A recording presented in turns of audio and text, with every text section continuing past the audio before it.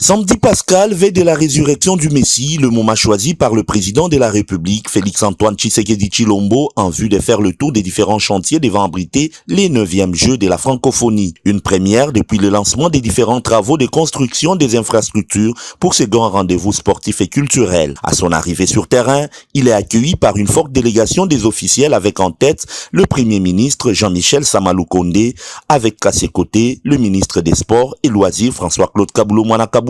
Pour commencer, les 01 de la République a visité le gymnase principal architecture qui pourra accueillir 8000 personnes pour les compétitions sportives et jusqu'à 9000 personnes pour la culture. Plusieurs épreuves sportives y seront pratiquées, notamment le tennis, le badminton, le volley, pour ne citer que celle-là. Par la suite, le locataire du Mongaliema, guidé pour l'occasion par le patron des sports en RDC, s'est rendu au chantier du Stadium des Martyrs qui jadis était à ciel ouvert en pleine rénovation. Les premiers éléments de l'immense charpente en acier sont déjà mis en place. Cette étape cruciale devrait se terminer le mois prochain.